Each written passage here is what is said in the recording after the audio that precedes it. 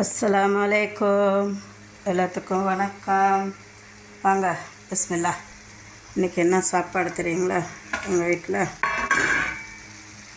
இங்கே பாருங்கள், இது பூசணிக்காவும் கொள்ளு பருப்பும் போட்டு ஒரு பொரியல் நல்லாயிருக்கும். அப்புறம் இங்கே பாருங்கள், கொள்ளு குழம்பு எப்படி கொதிக்குதுன்ட்டு. இந்த கொள்ளு குழம்புக்கு நான் என்ன பண்ணேன், கொள்ளு நல்லா ஊற வச்சுட்டு நைட்டு ஊற வச்சேன். காலையில் எழுந்திரிச்சி குக்கரில் ஒரு 7 to 10 விசில் விட்டதுக்கப்புறம் நல்லா வேக போடுறப்பையோ நீங்கள் என்ன பண்ணுங்கள், 2 தக்காளி, 2 வரமிளகா, கொஞ்சம் பூண்டு, கொஞ்சம் பெருங்காயத்தூள், மஞ்சத்தூள், கொஞ்சோண்டு எண்ணெய் விட்டு வேக போட்டு எடுத்துட்டு கொஞ்சமாக நமக்கு இந்த பொரியலுக்கு தேவையானது கொஞ்சம் மிளகா பருப்பை எடுத்து வச்சுக்கிட்டு, கொள்ளு பருப்பை எடுத்து வச்சுக்கிட்டு மீதி பருப்பை நம்ம கடைச்சி தாளித்து விட்டுறலாம். இது இப்போ இந்த குளிர் காலத்துக்கு நெஞ்சு சளி இருக்கிறவங்களுக்கு இந்த உடம்பு ஹீட் கொடுக்கும். இது அவ்வளோ நல்லது. இன்றைக்கி இது கூட சாப்பிட்றதுக்கு என்னென்னா குபூஸ் வாங்கியிருக்கிறோம் பாருங்க.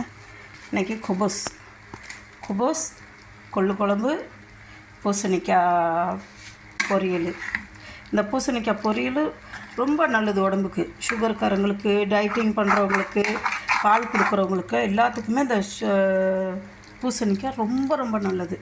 இது கூட நான் ஏன் இந்த கொள்ளு பருப்பு போட்டிருக்கேன்னா, அந்த கொள்ளு பருப்போட டேஸ்ட்டு இந்த பூசணிக்காயோட இனிப்பு தன்மைக்கு சாப்பிட்றப்ப செம்மையாக இருக்கும். அதே மாதிரி இது நம்ம சும்மா வெறும் இதாகவே நம்ம எடுத்து சாப்பிட்லாம்.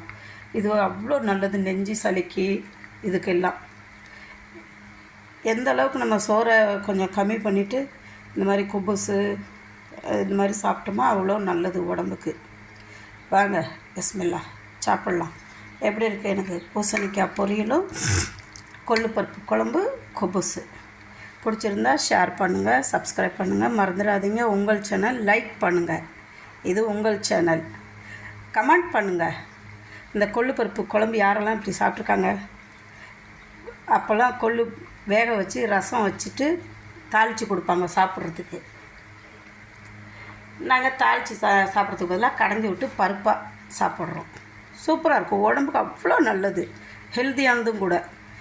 உங்களுக்கும் வெளிநாட்டில் இருக்கிறவங்களுக்கு கிடச்சிச்சின்னா வாங்கி நைட்டே ஊற போட்டுட்டு பருப்பு வேக போடுற மாதிரியே போட்டு கடைஞ்சி தாளித்து சாப்பிடுங்க. சூப்பராக இருக்கும். ஓகே, பாய்.